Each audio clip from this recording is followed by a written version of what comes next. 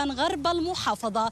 لنتحدث اليوم عن هذه الفعالية التي تنظمها جمعية إنسان للعمل الوطني وحركة فتح منطقة الشهيد نمر مرعي في بلدة كفردان، إحياء للذكرى 32 لاستشهاد قادة فتح الثلاث العظام، وهم صلاح خلف أبو إياد وهايل أبو الهول وأيضا فخري العمري، والتي فقدت منظمة التحرير الفلسطينية باستشهادهما أمهر وأخلص قادتها ممن كان لهم سجل حافل بالتضحية والفداء والكفاح ضد الاحتلال الإسرائيلي على مدار الصراع حتى استشهادهما. واليوم يخلد أبناء شعبنا هذه الذكرى التي ستبقى حية في قلوبهم ووجدانهم إلى الأبد. سيتم أيضا زراعة أشتال من الزيتون بأسماء الشهداء الثلاثة العظام، وأيضا تكريم عوائل شهداء بلدة كفردان الذين ارتقوا ورووا بدمائهم الطاهرة ثرى هذه الأرض المقدسة حتى الرمق الأخير. رح نتحدث بتفاصيل أكثر حول هذه الفعالية وهذه الذكرى الخالدة أكيد مع عضو إقليم حركة فتح إقليم جنين الأخ أسامة البزور. لو سمحت تفضل هنا. بداية بنرحب فيك عبر هذه النافذة المباشرة، أهلا بك معنا. مرحبا بكم، مرحبا بتلفزيون فلسطين، هذا التلفزيون الرائع الذي يواكب كل الأحداث الفلسطينية لحظة بلحظة، ولن يتوانى ولن تكل طواقمه عن تغطية الأحداث الفلسطينية على مدار الليل والنهار. مرحبا بكم. نعم، يعني أخ أسامة، اليوم ونحن في حضرة الشهداء والشهداء القادة العظام نتحدث عن هذه الفعالية التي تنظم في هذه اللحظات هنا في مقر بلدية كفردان. قبل البدء لابد لنا أن نعرف أننا في حركة التحرير الوطني الفلسطيني فتح إقليم جنين والائتلاف المكون من اللجنة الشعبية للاجئين في محافظة جنين وجمعية إنسان والهيئة الوطنية لتخليد الشهداء العرب. قمنا بتشكيل ائتلاف وطني يضم الكل الفلسطيني والكل الوطني في محافظة جنين، ويضاف إلينا أيضا مجموعة من المؤسسات الرسمية والأهلية، ولدينا العديد من الفعاليات والنشاطات الوطنية على مدار الساعة. نعم، نتحدث اليوم عن هذه الفعالية التي تقام في هذه اللحظات والتي يعني نظمت تكريما لعوائل شهداء بلدة كفردان الذين ارتقوا ورووا بدمائهم الطاهرة ثرى هذه الأرض مدافعين عنها حتى الرمق الأخير. أختي العزيزة، ليست صدفة أن نأتي إلى هنا إلى بلدة كفردان تحديدا، هذه البلدة الواقفة على تخوم المواجهة مع الاحتلال الصهيوني المدافع عن شعبنا الفلسطيني، وهذه البلدة التي قدمت خيرة أبنائها شهداء منذ نهاية العام الماضي وحتى الآن. استشهد 6 من أبناء هذه البلدة المعطاءة العظيمة بعطائها وعطاء أهلها وشبابها الذين لن يبخلوا يوما على الوطن بدمائهم. وليست صدفة أن نكون هنا وفي هذا الصرح الشامخ، وهذا باكورة إحدى نشاطاتنا في الهيئة الوطنية لتخليد الشهداء العرب.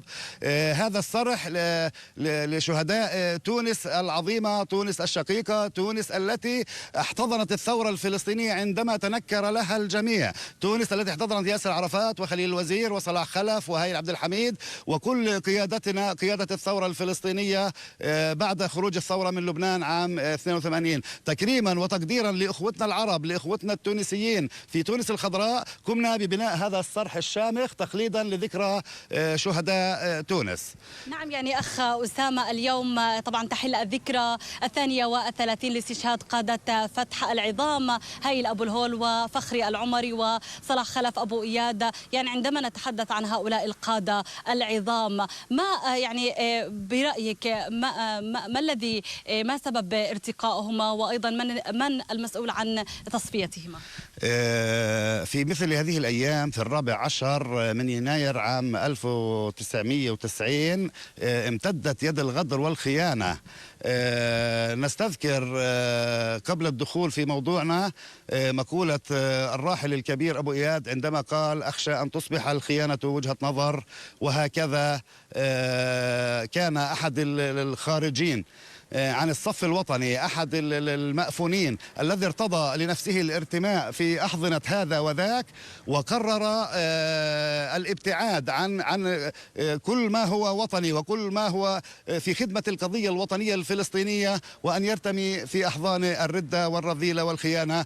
إنه المأفون الغير مأسوف عليه صبر البنا أبو نضال، حيث قرر هذا الخلاص من القائد أبو إياد صلاح خلف، عندما استشعر وقرر أن أبو إياد أول الذين أرادوا القضاء على هذه الظاهرة التي قادها صبر البنا، والتي أساءت للشعب الفلسطيني وللقضية الفلسطينية، وأوصلتنا إلى أن ننعت بالإرهابيين، ونحن لسنا كذلك. نحن شعب مكافح، شعب مناضل.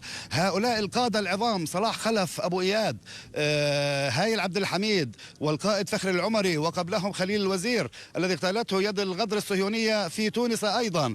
هؤلاء قادة عمالقة، هم أشقاء ورفاق راحلنا وشهيدنا الكبير ياسر عرفات، هم مؤسسو الثورة الفلسطينية من رحم النكبة ومن المعاناة، حيث التيه وتشرد وأريد لشعبنا الفلسطيني أن يعيش تائها مشردا في كل أصقاع المعمورة. لكن هؤلاء القادة التقوا في اتحاد طلاب العرب وهم يدرسون في الجامعات المصرية، وأسسوا حركة التحرير الوطني الفلسطيني فتح، هذه الحركة العظيمة التي أعلنت الكفاح المسلح حين كان الكثيرون في غياهبهم نائمون. قادوا هذه الثورة واستمروا حتى استشهدوا. يعني أخ أسامة، عفوا عن المقاطعة، قاد بحجم الوطن كصلاح خلف أبو إياد وأبو الهول وفخري العمري، هل أثر ذلك سلبا على عمل وأداء الثورة الفلسطينية آنذاك؟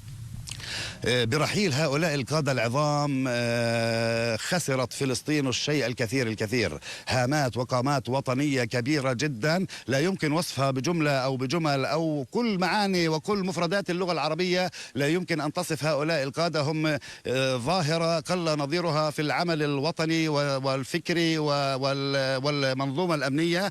هؤلاء هم من صنعوا اللبنات الأولى للثورة الفلسطينية التي تمردت وأصبحت ثورة بوجه الطغيان، بوجه الظلم، بوجه الاحتلال.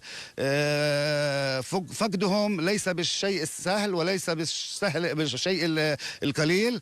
هم أبناء المدرسة الفتحوية العرفاتية، بل هم صانعو الثورة والفكر الثوري.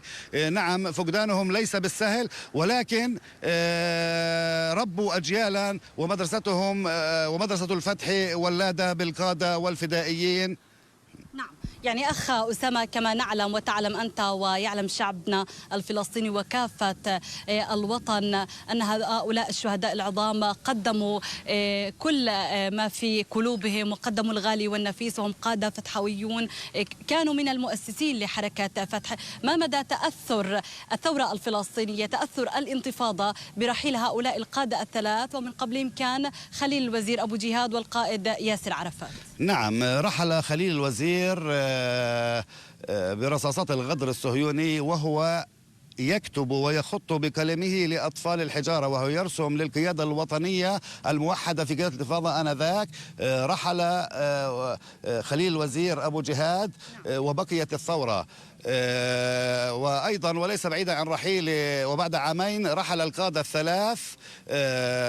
نعم، رحيلهم كما قلت ليس بالشيء السهل، لكن رحيلهم كما قال أثناء تشييعهم القائد المؤسس الأول ياسر عرفات، قال أثناء التشييع: إن قتلتم أبو إياد، وإن قتلتم أبو جهاد، وإن قتلتموني أيضا أنا ياسر عرفات، لن تطفئوا نار الثورة. فهبت الثورة وهبت الانتفاضة واشتعلت بوجه المحتل والغاصب. نعم، يعني أخ أسامة، في كل عام يتجدد، وفي كل عام متجدد يتذكر أبناء شعبنا هذه الذكرى الخالدة فينا، ما حين يتذكرون هؤلاء القادة المؤسسين العظام الذين كان لهم دور كبير في تأسيس حركة فتح وانطلاقة الثورة الفلسطينية. نتحدث عن هذه الجزئية.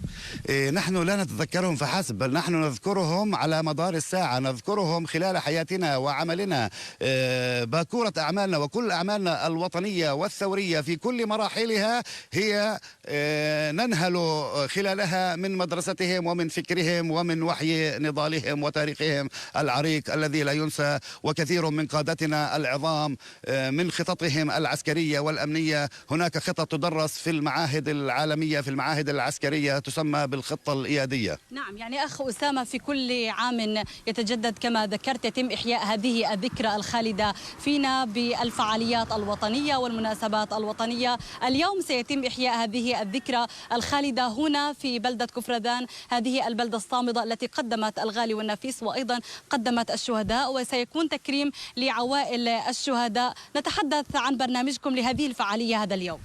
نعم، قررنا في جمعية الإنسان والائتلاف الوطني ومظلتنا طبعا هي حركة التحرير الوطني الفلسطيني فتح، ومنظمة التحرير الفلسطينية الممثل الشرعي والوحيد لكل الشعب الفلسطيني في كل أماكن تواجده. قررنا أن نأتي إلى هنا إلى كفردان بلد الشهداء، ومن هذا الصرح الذي شيدناه تخليدا وتعظيما لتونس الشقيقة، جئنا إلى هنا إلى مقبرة شهداء كفردان لنزرع أشتال من الزيتون للقادة الثلاث، شجرة زيتون باسم القائد صلاح خلف أبو إياد، وشجرة باسم القائد هايل عبد الحميد أبو الهول، وأخرى باسم القائد فخر العمري. وهنا أستذكر عظمتهم يوم رحيلهم، حيث ارتمى القائد العظيم فخر العمري فوق القائد صلاح خلف ليحميه، وخرج هايل عبد الحميد حيث كانوا في منزل الأخ هايل عبد الحميد، خرج بمسدسه ليقتل ذاك القاتل اللعين. جئنا إلى هنا لنحيي هذه الذكرى، نخلدهم في كل يوم. ولكن في المناسبة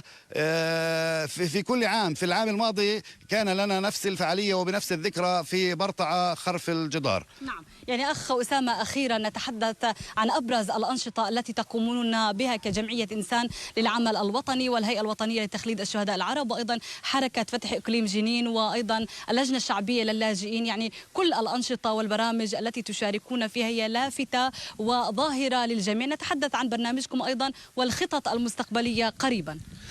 نعم، برامجنا مفتوحة وليس لنا وقت أو يوم أو موعد محدد، نعمل على مدار أيام الأسبوع، أيام الشهر، أيام العام، في كل المناسبات الوطنية. نحيي كل المناسبات الوطنية، في يوم المعلم، في يوم العلم، في ذكرى انطلاقة الثورة، كل المناسبات الوطنية باستقبال الأسرى، في جنائز الشهداء وتخليد الشهداء وتكريم الشهداء. ولنا اليوم تكريما لذوي شهداء هذه البلدة الصامدة، شهداء بلدة كفردان: الشهيد أحمد عابد، الشهيد عبد الرحمن العابد، الشهيد شأس كممجي، الشهيد فؤاد عابد، الشهيد عدي صلاح، والشهيد شوكة عابد.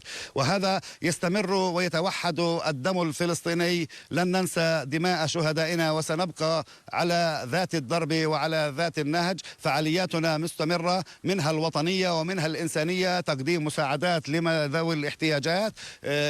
أيضا نتواصل مع المدارس في التثقيف الوطني، وهذا واجب على الكل الفلسطيني أن يقوم بتثقيف هذا الجيل ليصبح جيلا وطنيا واعيا وواعدا. نظرته نحو فلسطين الدولة والقدس العاصمة يرونها بعيدة ونراها قريبة، وإنا لصادقون، وسننتصر طال الزمان أم قصر. نعم، أنا بدي أشكرك جزيل الشكر الأخ أسامة البزور، عضو إقليم حركة فتح، على هذه المشاركة. جهودكم مباركة ويعطيك ألف عافية. إذا مشاهدينا، سيواصل أبناء شعبنا السير على درب الثورة ودرب الكفاح ودرب النضال الذي رسمه القادة المؤسسين العظام حتى تحقيق الأهداف الوطنية، وفي مقدمتها إقامة الدولة الفلسطينية وعاصمتها القدس الشريف، وأيضا نيل الحرية والاستقلال والتحرير. إلى هنا نكون قد وصلنا وإياكم إلى ختام هذه النافذة المباشرة. نشكركم على حسن وطيب المتابعة.